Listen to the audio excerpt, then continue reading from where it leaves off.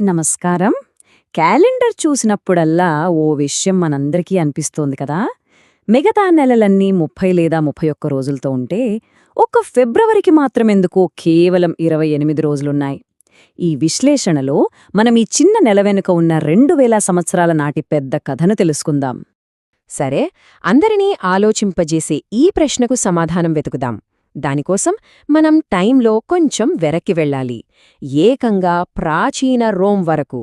ఎందుకంటే మనం ఈరోజు వాడుతున్న క్యాలెండర్ కథ మొదలైంది అక్కడే. ఈ కథను మనం 5 భాగాలుగా చూద్దాం.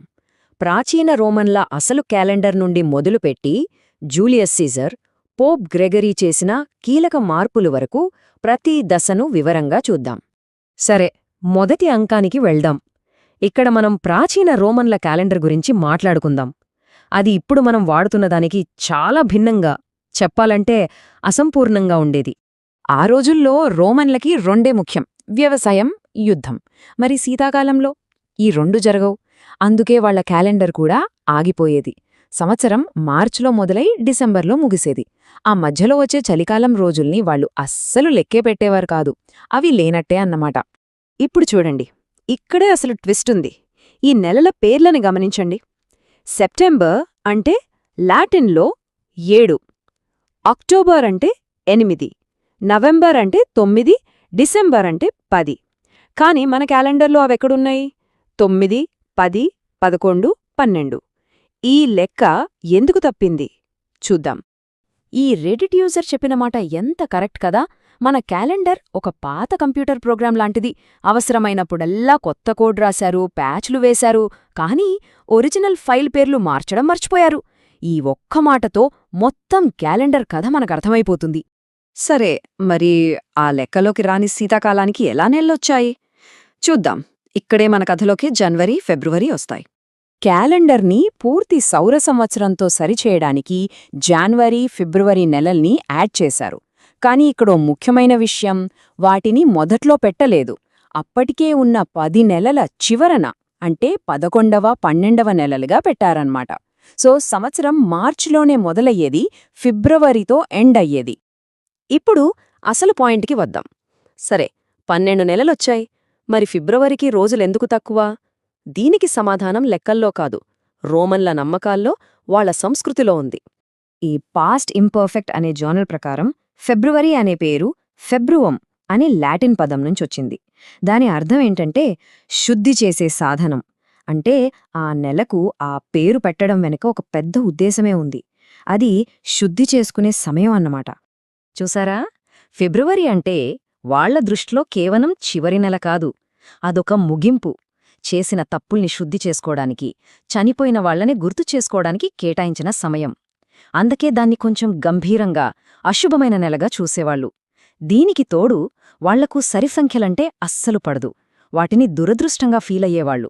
ఇంకేముంది, ఒక నెలను చిన్నదిగా చేయాల్సి వచ్చినప్పుడు వాళ్లు ఈ అశుభ నెలే బెస్ట్ అనుకున్నారు. క్యాలెండర్ కథలో ఇప్పుడు ఒక major turning point. Julius Caesar entry ఇచ్చి ఈ మొత్తం గందరగోళాన్ని సరిదిద్దడానికి ఒక పెద్ద సంస్కరణ తీసుకొచ్చాడు. అయితే దీని గురించే ఒక పెద్ద అపోహ కూడా ఉంది. అదేంటో కూడా చూద్దాం. కాలం గడిచే కొద్దీ రోమన్ క్యాలెండర్కి అసలైన ఋతువులకి సంబంధమే లేకుండా పోయింది. పండగలు ఎప్పుడో వస్తున్నాయి. దీన్ని సరిచేయకపోతే కష్టమని భావించిన సీజర్ క్యాలెండర్ని సూర్యుడితో సింక్ చేయడానికి ఈ జూలియన్ సంస్కరణను మొదలుపెట్టాడు. ఇక్కడే ఆ ఫేమస్ అపోహ వస్తుంది. చాలామంది ఏమనుకుంటారంటే, ఆగస్టస్ చక్రవర్తి తన నెల పేరు ఆగస్ట్ కాబట్టి దానికి గౌరవంగా ఉండాలని ఫిబ్రవరి నుంచి ఒక రోజును లాక్కుని ఆగస్టుకు కలిపేశాడని అనుకుంటారు. కానీ అది నిజం కాదు. ఈ స్లైడ్లో క్లియర్గా ఉంది చూడండి. అపోహ ఏంటి? ఆగస్టస్ తన నెల జూలియస్ నెల అయిన జూలై అంత గొప్పగా ఉండాలని ఫిబ్రవరి నుంచి ఒకరోజు తీసుకున్నాడు. కానీ వాస్తవమేంటంటే నెలల పొడవును డిసైడ్ చేసింది జూలియస్ సీజరే. ఆగస్టుకు ఆ పేరు రాకముందే, అది సెక్స్టిలిస్గా ఉన్నప్పుడే దానికి 31 రోజులున్నాయి. మరి ఫిబ్రవరి ఎందుకు చిన్నదిలా ఉండిపోయింది? సింపుల్, సంప్రదాయం. సీజర్ ఎంత పెద్ద సంస్కర్తైనా రోమన్ల మతపరమైన నమ్మకాల్ని గౌరవించాడు. ఫిబ్రవరి అనేది సంవత్సరం చివరనొచ్చే ఒక పవిత్రమైన శుద్ధిమాసం. దాని ప్రాముఖ్యతను మార్చడం అతనికిష్టం లేదు. అందుకే దాని స్వరూపాన్ని అలానే వదిలేశాడు. సీజర్ సిస్టమ్ చాలా బావుంది, కానీ అందులో ఒక చిన్న బగ్ ఉంది.